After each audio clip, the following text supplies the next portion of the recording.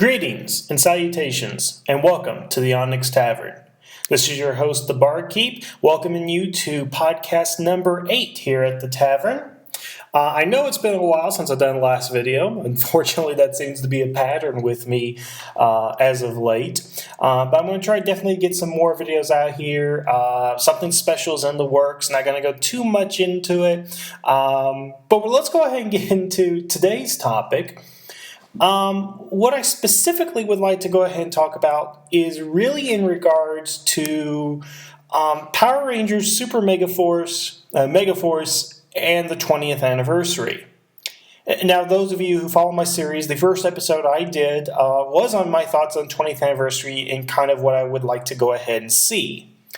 Now, as we stand right now, I'm not as excited with Super Megaforce as I probably would have been, say, a year ago. Now, that's primarily because, first of all, we're a quarter of the way into the series. Right now, Megaforce is about half over, and it is less than stellar at the moment. And what it sounds like from Super Megaforce is it's pretty much going to be a copy and paste of Gokaiger. Nothing has led me to indicate that there's going to be anything significantly different than what they did over in Japan, but I could be wrong. And one of the things that I want to really kind of cover in this video was kind of my hopes for what really should be done.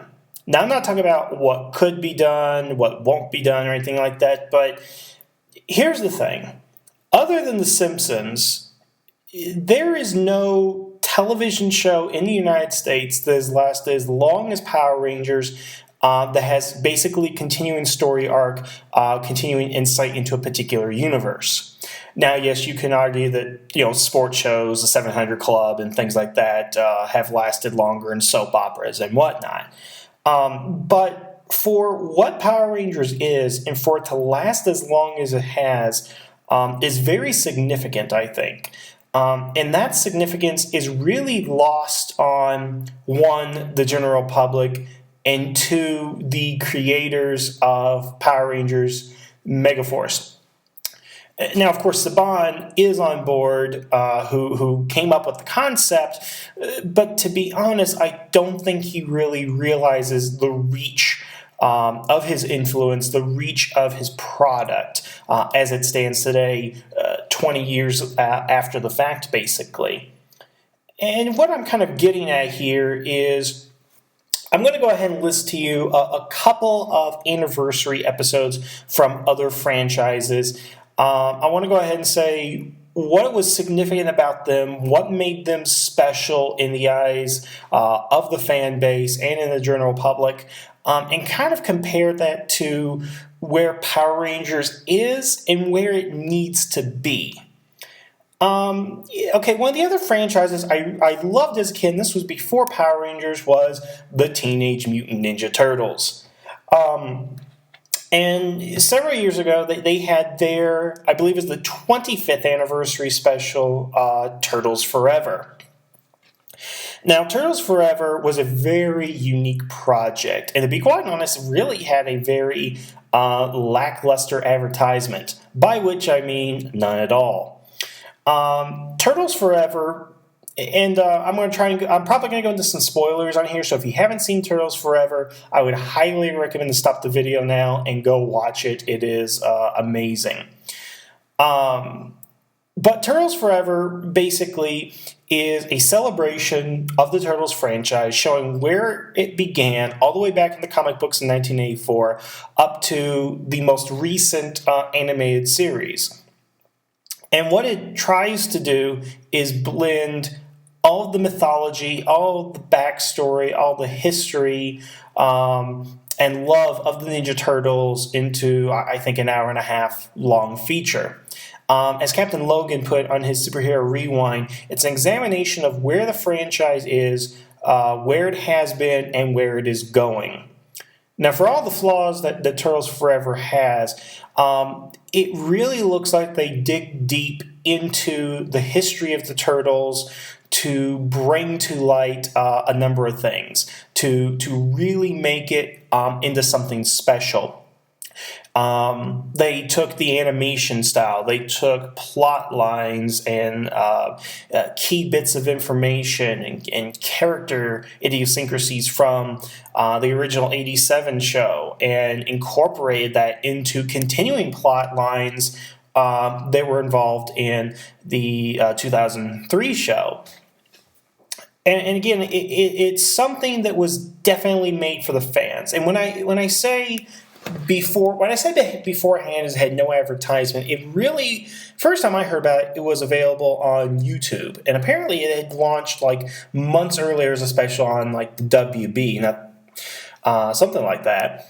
And like nobody heard of it. Like, it took forever to get it on DVD. It's not even on Blu-ray, but it was like the most unhyped movie for an anniversary special I had ever seen, basically. And it really just kind of blows you away what kind of heart was put into that particular product, because it even goes back to the original comics, which is something that neither show had done, and no incarnation of the franchise had ever tied back into its original source material. So it really did give a feel of the past, present, and future of the team, of its mythos, and just how it had an effect on everybody, basically. And now, of course, the Turtles is a franchise that, in all honesty, is kind of out of steam at the moment. I've seen the new series on Nickelodeon. I'm not as impressed with it as I was probably the 2003 series, but so far it's a little bit more accessible than the 2003 series was. But again, as a child of the late 80s, early 90s, it does not hold a candle to the original Ninja Turtles, of course. But the idea that is a franchise that is still going quietly in the background, that the people are not really realizing, which is kind of where we are with the Power Rangers, is it is quietly in the background. But back to my kind of original point about Turtles Forever is, in the sense of this being an anniversary episode, it combined all the elements of the three major source materials at the time, not including the movies, of course, but there was a reference to the movies in there, and just tied everything kind of in a neat bow for the most part. Again, it's lacking a number of things, and I would suggest you go watch Phalus's video regarding Turtles Forever, or even Captain Logan's video is really good. But that is definitely one anniversary special that I would highly recommend. And I could tell, I'll say this about, to kind of end my point here and move on to the next one, is that it had a lot of love and heart into it. You could tell that was not a cash cow. It was not designed to make toys or to make T-shirts or anything. And it really has something, I guess, to do with the way it was marketed. It's a very unique entity. But again, as far as franchises go, I think that was a great way to celebrate the 25 years of the Turtles. Now, the next franchise, now I got into this after Power Rangers. So basically, these are the three big franchises growing up from my youth and all that. And of course, that would be Star Trek. Now, just a little bit of background. I actually got into Star Trek by watching Voyager and Next Generation and original series in 3-hour blocks on UPN back when I was starting, it was middle school, high school, about that time. But as I got into the series, I've watched everything. And just for you guys to know, DS9 is my favorite series. Captain Picard's my favorite captain, and I would say it's a tie between Dukat and Khan as my favorite villains. But to their anniversary episode, well, they had two. They had Flashback on Voyager and Trials and Tribulations on Deep Space Nine for the 30th anniversary. The 25th anniversary was pretty much capped off by The Undiscovered Country. But the unique thing that they did with the 30th anniversary was they took the new and honored the old in a very unique way.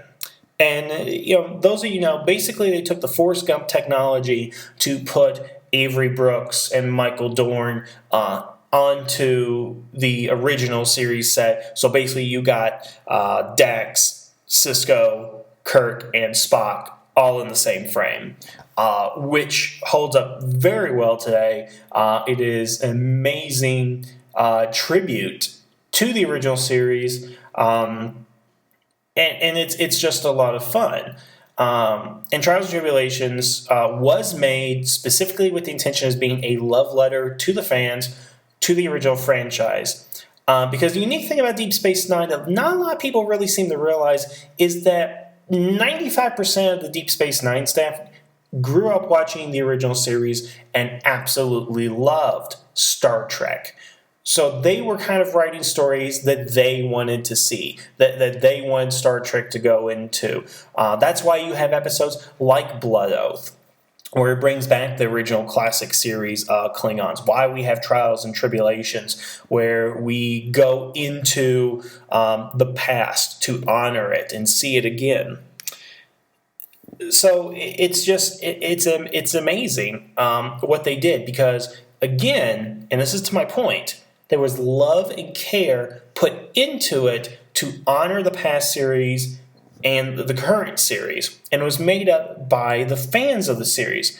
Not that Turtles Forever probably didn't have its fans, but you can tell with Trials and Tribulations, it definitely had people who knew what they were doing and knew the source material very well. Now, let's take a look at Megaforce and kind of what we know and kind of where we're going with it. First of all, as far as I can go ahead and tell, looking at the writing staff for Megaforce and probably leading in Super Megaforce, is that none of them have any writing credits that I could find outside of Power Rangers. And the only person that has any past experience on Power Rangers did episodes of Wild Force and Samurai, or Super Samurai. But most of the writers pretty much cut their teeth on Samurai and Super Samurai. Now, unless there is something I'm missing, and feel free to tell me in the comments, these don't seem like a lot of writers that have a lot of experience behind them, because I can't find any credits on IMDb or anything outside of maybe a couple of children's programs, but anything significant. So one, it doesn't seem like we have a very strong writing crew on there. And by the way, the dialogue is presented in the first few episodes of Megaforce. I would tend to agree that there is lacking of some sort on the writing staff's part. So it makes me very wary to know that these are the people who are going to be writing Super Megaforce. Unless they bring in some old people to do that, or some really good talent, I'm going to be very skeptical about how this is going to be written, how this is going to be handled. Now, the second issue is the real big one that's going out right now about all of the actors that I'm sure everybody has heard by now. So basically, they sent a mass email out to all the past actors, just saying, "Hey, you want to come do this?" Which is pretty much what it was, but come do this, and you pay your own way. And then basically, it didn't work out. They actually invited and uninvited some people, and they couldn't get certain people to come down there. So it's a real whole mess. And some of the bigger issues that we're having is that really popular characters are not going to be appearing. David Yost, I understand why he's not coming. Totally understandable what his big issue is, but it's a real shame he's not going to be in there, because a lot of these issues that we're having with the casting is from the incompetence of Saban brands. Yes, I will go ahead and say it is from their incompetence. This is not how you invite somebody to do an anniversary special for something that they made popular and made them basically household names, household brands, faces, whatever. You do not send David Yost or Austin St. John or Walter Jones an email full of grammatical errors on mass email to say, "Hey, fly down to New Zealand within the next month so we can go ahead and film this." Saban, when they bought it, they knew the 20th anniversary was coming up. They're making a big deal of the 20th anniversary, but they're not taking the 20th anniversary seriously based on all the evidence presented. Now, of course, I could be wrong. There may be other extenuating circumstances, but nothing that's been given to the public, none's been given to Power Force or anything like that has really suggested that this is anything beyond incompetence or them just not really caring. Which is really, I think, going to be the big fault of this, is that it doesn't seem like anybody really cares. They know they have the footage. They have to shoot some. They know it's the 25th anniversary. They have to do something, or the fans are going to revolt somehow. Frankly, they're just alienating us at the moment by not bringing back the characters we want to see. And for the record, I am all for Blake Foster coming back as like a grown-up Justin. That would be amazing. I don't know why that couldn't work out exactly. I don't know what his story is, but I'm sure it's a legitimate one. Well, I'm going to go ahead and stop ranting on this topic. But, as a fan, now here's the thing. I was about 6 or 7 when Power Rangers first came out. I was definitely into it, bugged my parents, bugged my grandparents, and I just kept with it over the years, through Zeo, Turbo, In Space. As soon as it started changing and growing, even when Alien Rangers was out, which apparently is not very popular, I was like, okay, new Power Rangers. Something new is coming. And what's unusual, it seems, is that there are a lot of people who didn't stick with the franchise year in and year out. It's to the point to where we have a lot of new Power Ranger fans are only aware of the newer stuff, not of the original stuff, but thanks to Netflix they are. And then we got people who lost interest and then came back because of certain series, like my friend Shower Raptor. He was out of it for a while, and he came back around RPM. Interesting jumping on point. And, it's just, I would say that the people I know personally, or those I've had the most contact with through the message board and so forth, not many of them are fans who have been a fan since August 30th, 1993, from that time forward. There are people who, again, dipped out, dipped in, and so forth, but very few consistent fans. So I'm going to go ahead and speak on the presumption that I am a diehard fan.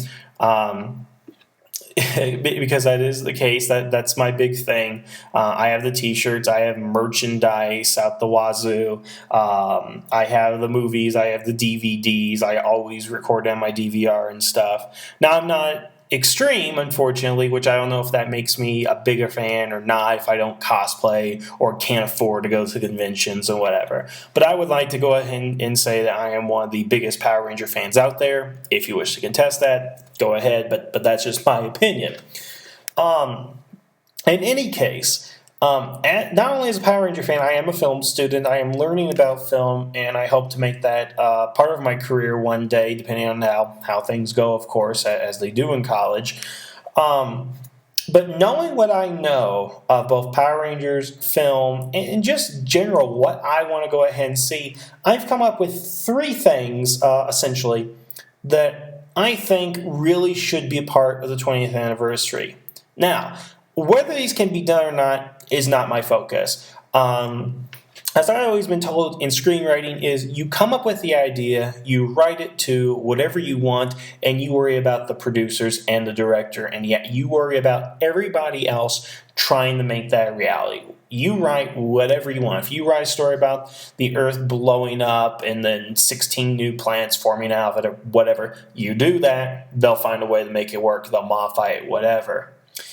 Now, that being said, of course, I've come up with what I think are 3 things that should happen in Power Rangers Super Megaforce. And if not Super Megaforce, then at least in the anniversary of the Power Rangers, whether this be a movie, an hour special, 2-hour special, 30-minute presentation, whatever it may be. I think these are 3 things that they should really, as the creators, as Saban, should take a look at as doing, simply because of the fact that this is what a Power Ranger fan wants to see. I'm using myself as the basis and the template. Again, these are my opinions, and I'm just going to go into them. Now, back to Trials and Tribulations, of course, and this is going to be to my first point, is do something where they can honor the past. Forrest Gump came out in 1995, okay? Trials and Tribulations, I think that was 1996, 97. So that tells me the technology is there. If you really want to do it, you could actually go ahead and take the current Megaforce, Super Megaforce cast, plop them into an original episode from 1993, 1994, and have them interact somehow. There are a number of ways you can go ahead and do this. I'm not going to go ahead and list those ways because you know what? That's what Saban should be doing. I would definitely love to see a Trials and Tribulations-esque episode where the Megaforce Rangers have to go back in time, or excuse me, the Super Megaforce Rangers have to go back in time. They are sent there because somebody's trying to kill the original Power Rangers. It could be, again, a time-traveling plot. They are stuck in the past for however long you want to go ahead and do it. And they are interacting and subtly influencing events into the past that fit into the continuity that we have now. Now, whether or not they're going to go ahead and interact with the Rangers, that could be up to your interpretation or however you want to go ahead and look at it. But I think something where the Super Megaforce team is interacting with their history. Because the thing is in Star Trek is that Spock knows of Archer. Sisko knows of Spock. Janeway knows of Sisko, and so forth and so forth. That is the lineage. They know what these people have done. They know of their great past and their great accomplishments. It seems that with every progressing Power Ranger generation that they are less and less knowledgeable of who and what came before them. That they are not aware of the great sacrifices, the great hardships, and everything that went through with the past Power Ranger teams. Does Gia really know about Tommy? Can she know about Tommy? Does she know the relationship between Kimberly and Tommy during that whole tumultuous time? Does Noah even know about what Cole had to go through and the other Wild Force Rangers to stop Master Org? They don't know anything about their past. It seems to Megaforce that they know something of past Rangers, but don't know a darn thing about them. And that's one of the sad things I think that's happening with a lot of series is that they don't know about their past. They don't know about their roots and their history. And unfortunately, that's the same thing with the fans. Because they're always trying to make a new universe every season. They're trying to create a new story where it doesn't focus on the past. Well, I'm sorry, but as a fan, I think if you're going to share the same universe, a lot of things should be carrying over. A lot of things should be continuous. A lot of things should matter. We shouldn't always have a MacGuffin every single week, every single season. There should be repercussions to that. I'll move on to that particular point here in a moment. But again, the idea that we should have something that ties in. Maybe the Megaforce Rangers go back to the events of Doomsday. Maybe they've changed something. Look at Lokar for crying out loud. Does anybody even remember Lokar? Maybe the Megaforce Rangers defeated him. Maybe that's what happened to him, because we never see him after that. And what about characters like Scorpina? Maybe the Megaforce Rangers destroyed her after Season 2, and that's why she's not there. Something that puts the Megaforce Rangers into the past and makes them an integral part of Power Rangers history, as well as learning that history from afar. Obviously, they can't interact with the past Rangers, but again, something to where the past and the present and the future are all tied in somehow. That maybe we learn the original Mighty Morphin Rangers would have never been able to do something if it wasn't for the secret interference of these Rangers. Much like how they're doing the crossovers in Sentai, where they'll do the big crossover movies, and the future team will appear in. Nobody knows that they're there, but they have done something important to save the team from some greater villain who is about to go ahead and attack them. Things of that particular nature, because it needs to matter in the grand scheme of things, I think. Even if you just put them, if you put the 5 Megaforce Rangers in the crowd at the Doomsday episode, then fine. Maybe they at least witness and they realize, maybe there's an episode where they're like, I don't know about these past Power Rangers. What do they matter? I mean, they fought a witch in a Madonna bra. We got something much tougher. But then they go back in time, they see how bad it is, they face Goldar, they face Rita, whatever and stuff, retcon, whatever, and then they have a new appreciation for the Power Rangers and for themselves. Because if there's one complaint that I have about the Megaforce Rangers is that they're not really taking things seriously, and this would be a great opportunity for an event for them to take themselves seriously and take what they're doing seriously by knowing and understanding, this is what has happened before. We need to be like these people. In that particular sense, honoring your history and your tradition and your elders. And we can accomplish that a number of ways. I just kind of like the idea of doing something that has never been done on Power Rangers. Again, time traveling, Forrest Gump technology to accomplish that. So that's kind of the first thing I wanted to go ahead and bring up of what they should be doing. And the next one is kind of like following up on past plot lines. Again, they're always creating a new universe, and there are writers who are throwing things in there that don't matter a few episodes from later. And I'll give you an example of one, the Robot Rangers. Now, the Robot Rangers were from Power Rangers Turbo, and they were just kind of introduced as doppelgangers to really just mess with Justin, Robot Justin, basically. Now, it was my firm belief that was set up they knew they were going to do Power Rangers in space, and they assumed, of course, it was going to be the last season at that point, and they wanted to do the crossover, use the footage from the Sentai of Car Ranger and Mega Ranger. So they introduced the Robot Rangers, said they went to Eltar, and that was it. We never heard from them again. Other things. Again, the aforementioned Lokar. Who is he? What is he? Where is he from? How did Rita become the Mystic Mother? What eventually happened to the Phantom Ranger? Scorpina.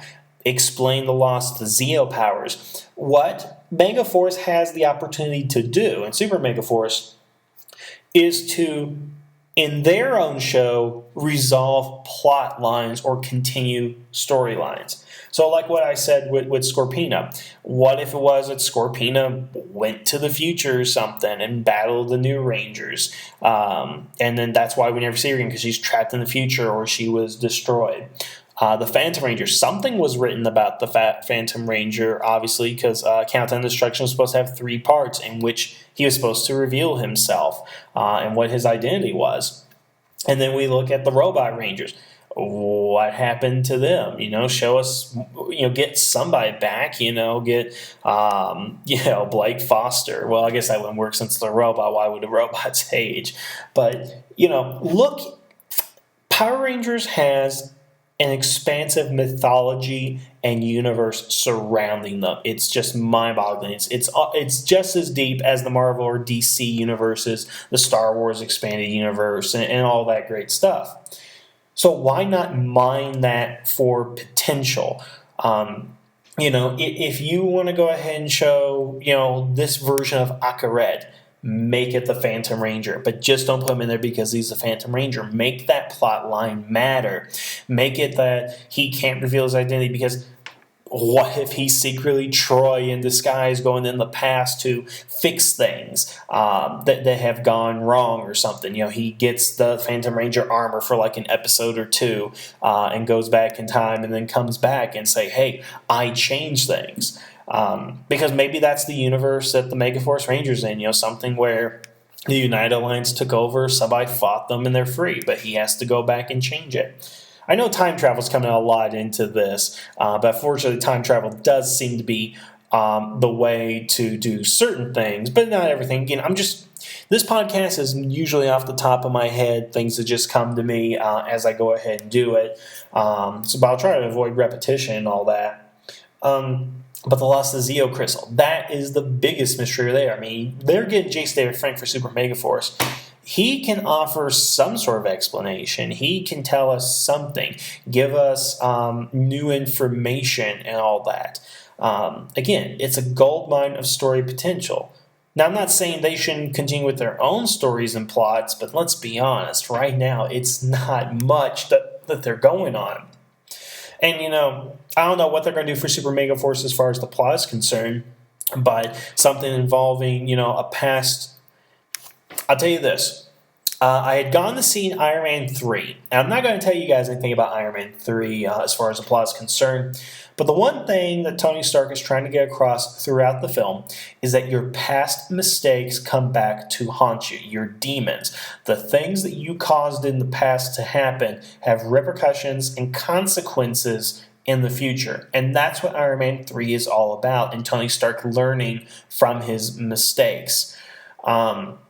That needs to be something that I think should happen in Power Rangers, because if we're trying to go ahead and give lessons to kids, teens, even the adults now, that's a great lesson to learn. And what if we find out that something that happened in the past is going to come back to haunt the Megaforce Rangers, and one of the past Rangers has to come back and fix it?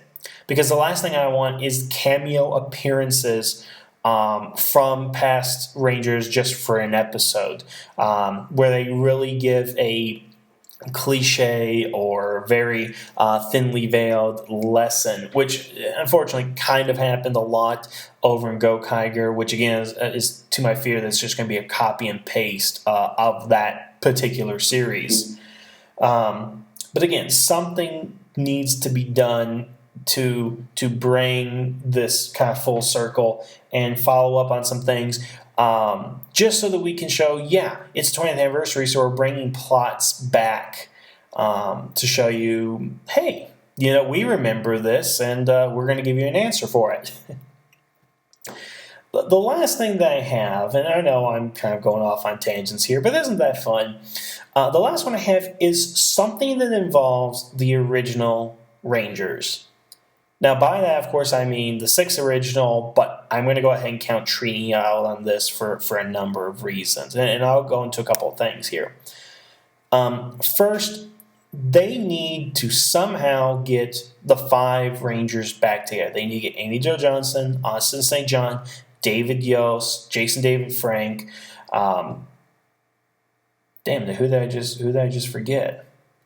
Okay. I'm having a bad moment right here, but they need to get David Yost. They need to get all those actors back in some sort of an event. Again, whether it be an episode or a movie, because the unique thing about Power Rangers, which I think is its shortcoming, is that you have character development that does not go through the seasons. A character will develop something important to them, they'll carry through the rest of the season, and then after that, it's not significant after that particular point. Now, to use a original series example, let's go ahead and take a look at Billy. Because Billy's the nerd, he's socially awkward and all that. But he's able to come out of those stereotypical shackles, if you will, by the time Zeo, he has become more confident because of the things he has done. He's able to get rid of his overalls and his glasses and have them more of, I guess the term would be suave personality and so forth. He was allowed to grow throughout the 4 seasons that he was in. And then we take a look at Tommy, who was forgetful. He, couldn't concentrate very well. He wasn't good at everything. He was in perfect character. Then by the time we get him to Dino Thunder, and actually, let's go back. By the time he gets to Zeo and Turbo, we know that he is the man in charge, that he has overcome those flaws and has become a greater person for them. But let's take a look at characters like Joel from Lightspeed Rescue. He learned something. He became more mature. He became less outlandish and less, I guess, misogynistic in a lot of ways in his treatment of Fairweather and all that. But when he came back in Time for Lightspeed, which was his last appearance, did any of that go over to that episode? No, it's just him, just the actor, just him being the Green Ranger. None of his character development is followed up. And we don't see that with any of the other Rangers as they come back like this. And that's the thing I'm kind of worried about, is that we need to have a progression. What have they been doing? How are they different from the first time that we had seen them in their original episodes? And ideally, what I would like to go ahead and see is I would like to see Billy, Zach, Jason, Tommy, and Kimberly come back as the original Rangers they were to do something. Now, what that something is, I don't know. I haven't given too much thought about it. But come back, interact with the Megaforce team, teach them a lesson in something. And I will say is, I don't think they should recast the role of Trini. I think there should be some respect and regard for her character and the actress that played her, if only by saying maybe the precipitating event to bring them all together is her death. Maybe Trini in the Power Rangers universe has also died. And that's the big thing. That's what's happening. Sort of like if you watched Justice League, when the Flash died in the alternate universe, that's when the Justice Lord started taking control. That was the precipitating events that Flash was killed by Lex Luthor, who then became president, or he was already president, something like that.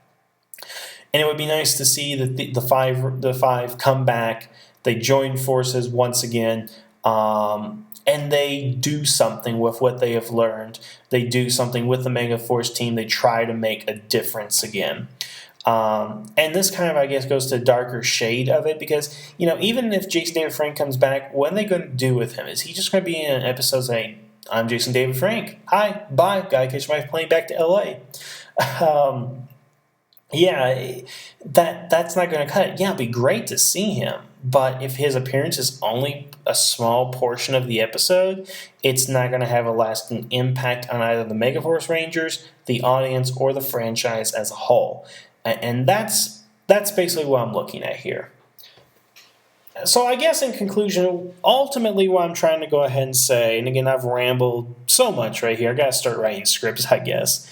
The thing is, we Power Ranger fans, I'm going to get up on my soapbox here. We Power Ranger fans deserve more than what Saban is currently doing. Saban realizes they have a cash cow here. But if we can be completely honest with ourselves, it is not at the height of popularity that it was in its heyday, when it was the Power Rangers, nothing else. No Zeo, Turbo, RPM, Lost Galaxy, whatever. It was just Power Rangers. That's all it was. But 20 years after the fact, it's Power Rangers, but which one? There is no unifying factor within the series. There is no unifying thought over really how the series should be done. And there seems to be a lack of leadership behind the franchise. What needs to happen is Saban needs to take a long, hard look at what he has done with the franchise up to this point since reacquiring it. And needs to say, we have people that have followed us diligently for 20 years. We are part of popular culture. We are part of culture at this point. And it's only going to get bigger. Because even if Super Megaforce is the last series of Power Rangers, which I sincerely doubt at this point, it's still going to go on. It's going to be remembered as one of those great franchises that has stood the test of time. Because it's still around. It's still on television. There are still fans of it. They have conventions now. A lot of franchises are not going to last like that, and many haven't. Many of them died out, had revivals in films, and then just kind of died out or, got a small niche with direct-to-video DVDs, basically. I'm looking at you, G.I. Joe and Transformers.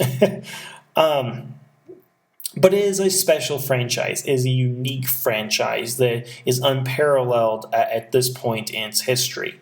Again, you have The Simpsons. You have Star Trek. You have all these other monstrous franchises with great history behind them. But the thing is, the difference between those franchises and Power Rangers is they have people at the top who are not only trying to make money, because this is a business, but they're trying to produce good programming. Things that make them laugh, things that make them cheer, things that make them sad. They put their emotion into this. They put their feeling into it, their love of the franchise.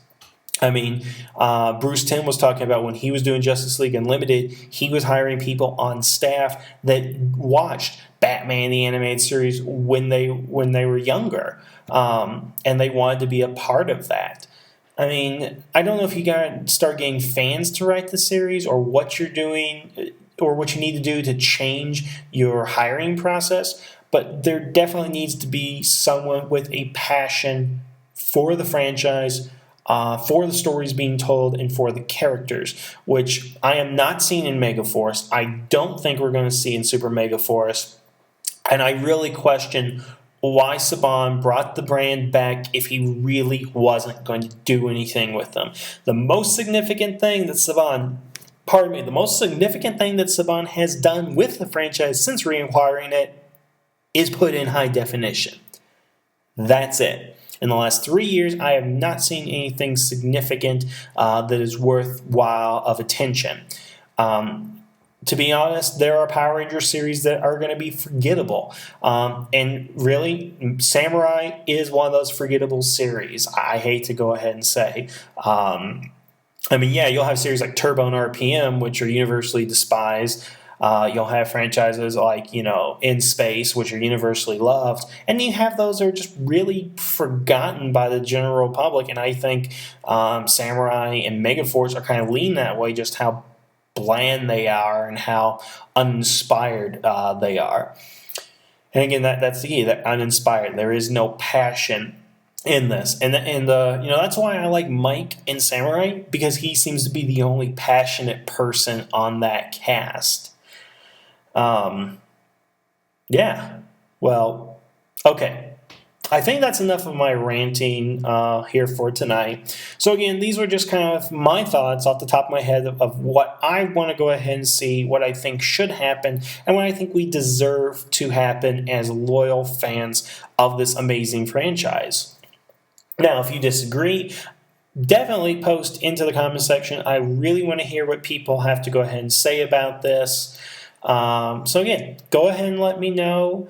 And as usual, if you have any comments or ideas for future videos to go ahead and do, please leave those as well. But I think I'm going to go ahead and leave you guys tonight. Enjoy yourselves. Have a good week. And the tavern is now closed.